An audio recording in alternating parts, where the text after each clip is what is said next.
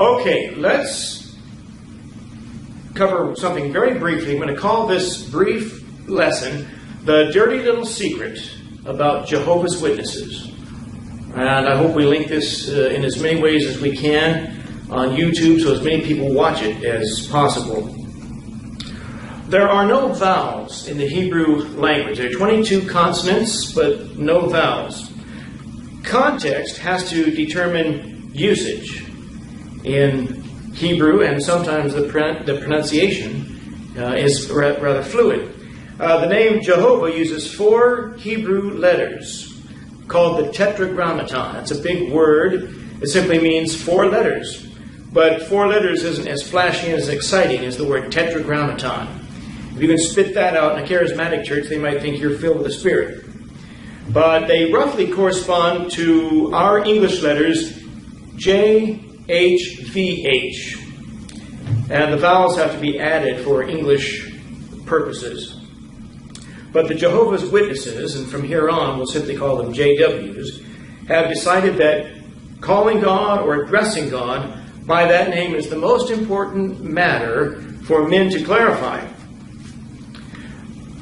In around 1930, and there's no publication date in the front of this book, so based on the material in the book, you guess that the publication was about 1930.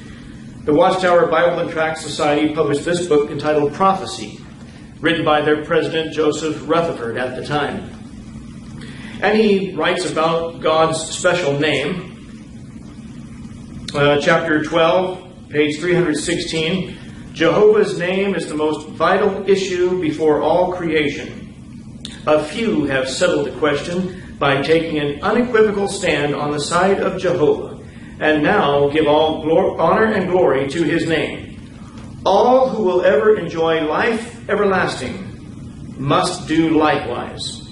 And I asked if a Jehovah Witness that I met believed that that would be true, and he said yes. That's the most important issue, is understand God's appropriate name, God's divine name, and to address him by that name.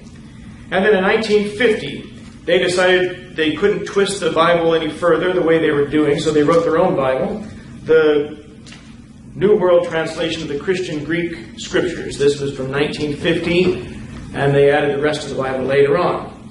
But in the foreword to that book, page 25, they write, while inclining to view the pronunciation as Yahweh, and the more correct way, we have retained the form Jehovah because of people's familiarity with it since the 14th century. Moreover, it preserves equally with other forms the 4 letters of the tetragrammaton, JHVH. So they're very fixated on those 4 letters. And then in 1984, they published this big reference Bible, New World Translation of the Holy Scriptures by the Watchtower Bible and Tract Society. And in the appendix, page 1561, the first subject they address has to do with God's supposed divine name. And they write, the greatest indignity that modern translators render to the divine author of the Holy Scriptures is the removal or the concealing of his peculiar personal name. And they remind you of the 4 letters of the tetragrammaton.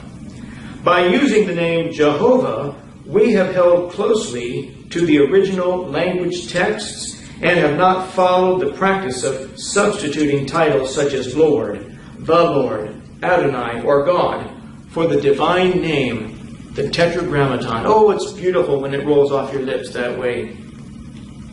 Only the Hebrew text has retained this most important name in its original form of 4 letters, the exact pronunciation of which has not been preserved. Right there on the page of their reference Bible. And they say the New World Translation continues to use the form Jehovah because of people's familiarity with it for centuries. So what do we have? What do we gain from all that? You know, you ask a JW to take a gospel tract from you or take something you want to offer. You know what they do, and I've had them do this to me more than once. They back up like this and they put their hands up and say, well, we believe we have the truth and we don't want to cloud our minds with other people's information that might be wrong. And so they refuse to take your tract.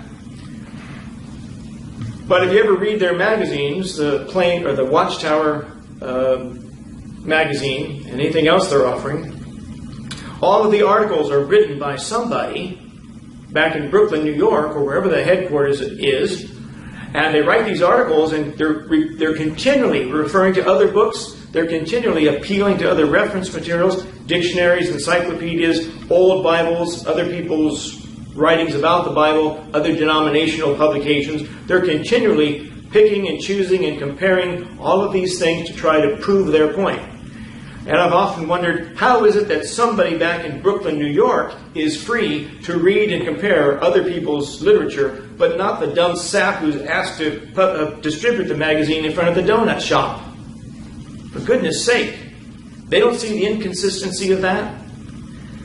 And so I decided simply to quote from their own sources today to illustrate what I call the dirty little secret of Jehovah's Witnesses. This is how it runs. God has a special name, a special divine name. It's an indignity to address him by any other name.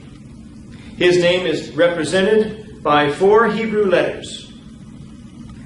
But nobody knows exactly how to pronounce those letters. Our first choice would have been Yahweh. But we say Jehovah because people have already heard of it over the centuries. But if you don't agree with us, you will never enjoy life eternal, according to Rutherford. Now, if we're unsure about how to pronounce it, then it can't be that important in the end. God says, I am the rose of Sharon. I am the lily of the valley, Song of Solomon, 2 verse 1. Christ is called a stone of stumbling and a rock of offense, 1 Peter 2 verse 8. And at the end, let me say this. Proverbs 12 verse 17 says, He that speaketh truth showeth forth righteousness, but a false witness, deceit. God even puts the name of their church in his Bible. A false witness shows forth deceit. And this is what I call the dirty little secret of the JWs. Back in the 1980s, people would mispronounce President Ronald Reagan's name as Reagan if they hadn't voted for him and weren't supportive of him. How do you know you're not insulting the name of God by the way you pronounce it? Context has to determine usage and pronunciation. If you have the letters B, K, without any vowels, you don't know if that's bike, book, bake, beak, or Burger King. So we don't put much stock in what the JWs tell us or what the JWs teach us. Those people are lost. They're on their way to hell. Oh, but they have an answer for that. There is no such place as hell. So either way, they win. No matter what happens, they're going somewhere. And the Bible says, He that hath the Son hath life, and he that hath not the Son of God hath not life.